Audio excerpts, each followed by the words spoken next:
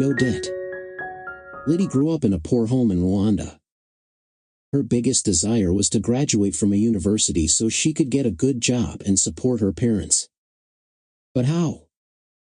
Liddy got good grades in high school and was accepted into the University of Rwanda, the biggest institution of higher education in the country.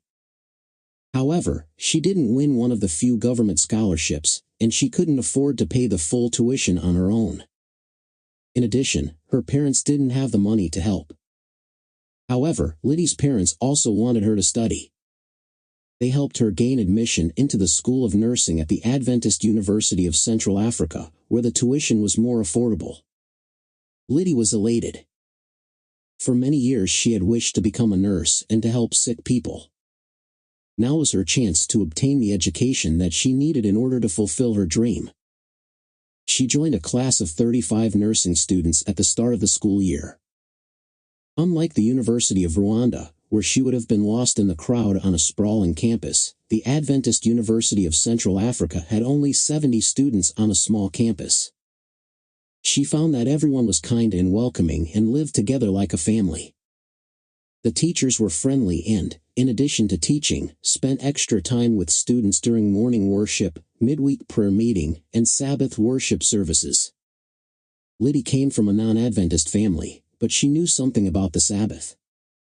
As a little girl, she had made friends with several Adventist children and heard about the Sabbath from them. Now she found herself keeping the Sabbath because as a student she was required to attend church worship services every Sabbath. She didn't mind the requirement at all. She loved the Sabbath. Wanting to learn more about the Sabbath, she signed up for Bible lessons. As she studied, she became convinced that the seventh-day Sabbath was God's holy day.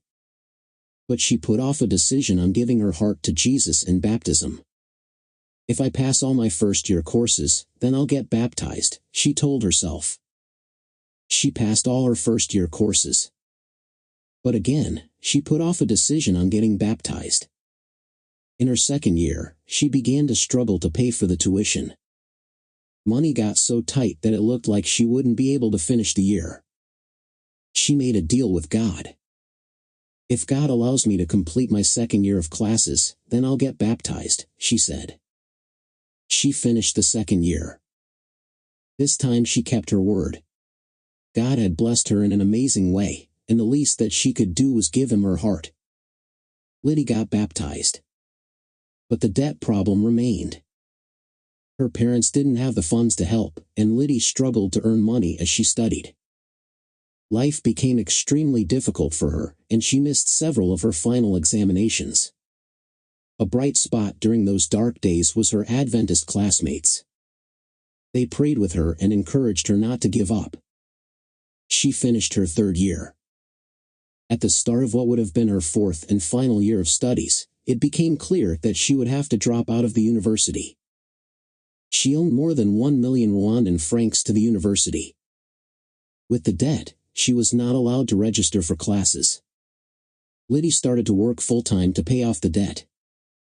She found a construction job on the campus, helping to raise a new school of medicine at the university. It pained her heart to see her friends attending classes and enjoying other campus activities while she worked. She wished that she had never come to the university. She longed to quit her job and go back to her village. One day, she tearfully shared her story with one of the university teachers. "The Lord understands what you are going through," the teacher said, kindly. "He will not let you down at the point when you are in need." He encouraged her not to leave the university and instead to petition God for a week. Liddy prayed every day for a week. At the end, there still seemed to be no answer from God.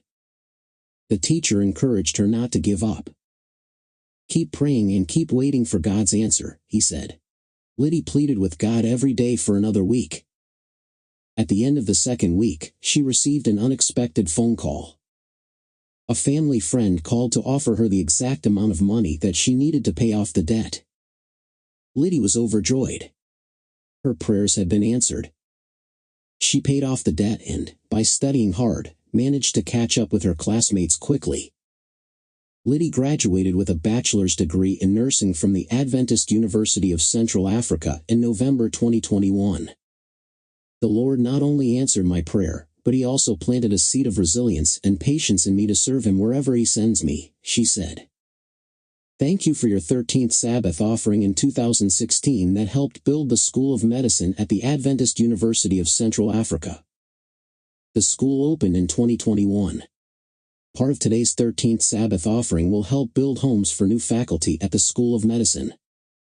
Thank you for planning a generous offering to help this important project and 5 other projects across the East Central Africa Division.